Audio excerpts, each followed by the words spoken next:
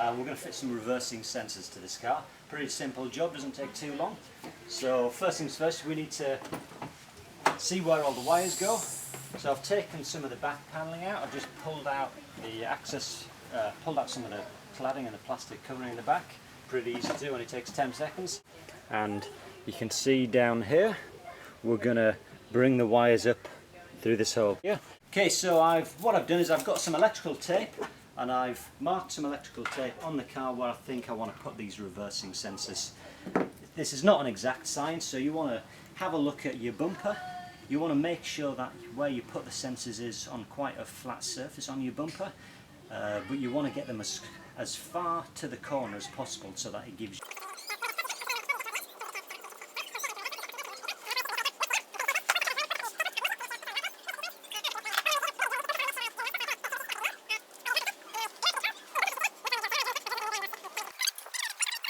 Okay, I've got the pack with the reversing sensors in it. In the pack you get given the free hole saw. Put that in my drill bit and I'm ready to go.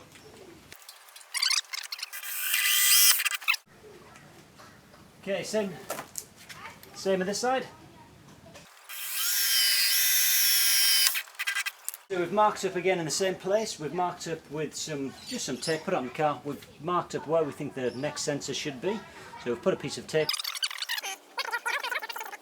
Okay, so we're going to drill the last two holes, and again I've marked it with my marker, ready to drill.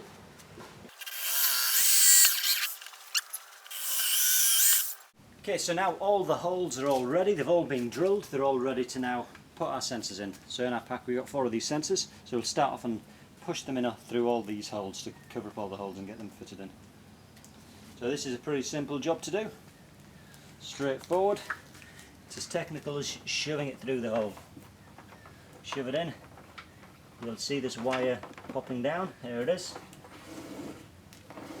Pull it through.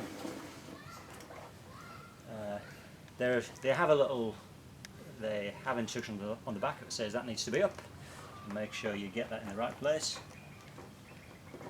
So get it in. And it's as simple as that. Done and dusted. 1 down, 3 to go.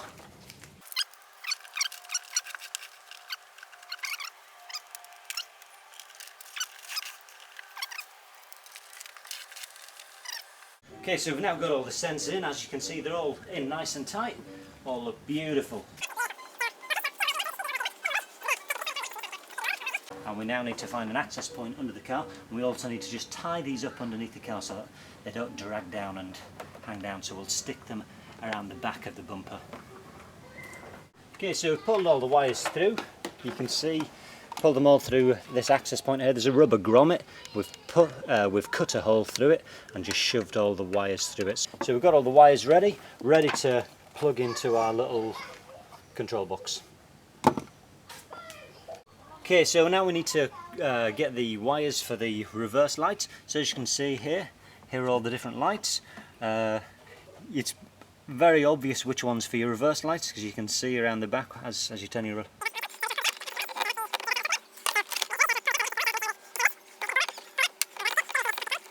These are the wires that we've got to cut into. The reverse light is the pink one here, and we're going to cut into that one and get the power from there.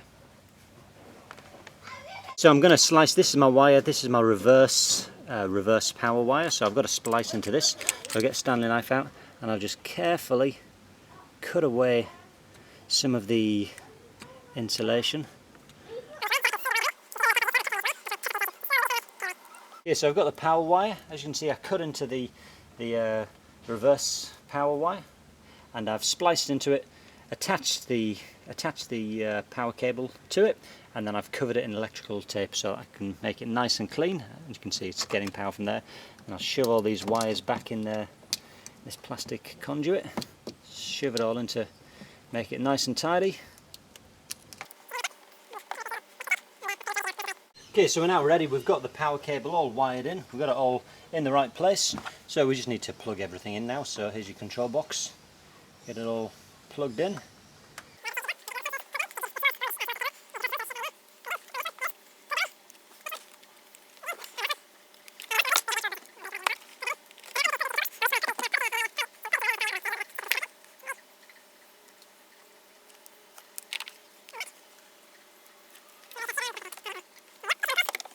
Okay, so we've put all the cables in now, we've just tied them all up just to keep them tied in out of place and not allow them to move.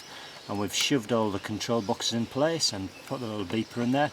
And as you can see, the wires, they're all pretty much in place, they're not going to move around too much, and are nice, clean and tidy. It's now time to put all your plastic trim back in, so get it all in place. Okay, so the now job's totally done and dusted. You can see all the sensors are all fitted perfectly. We've got all of the interior back in the car all perfect. Okay, so we can test whether these whether the sensors work now. So as you can see, all look pretty good. So we'll put it into reverse. And as you come near it, it works perfect. So there we have it, fitted reversing sensors to a Toyota Highlander.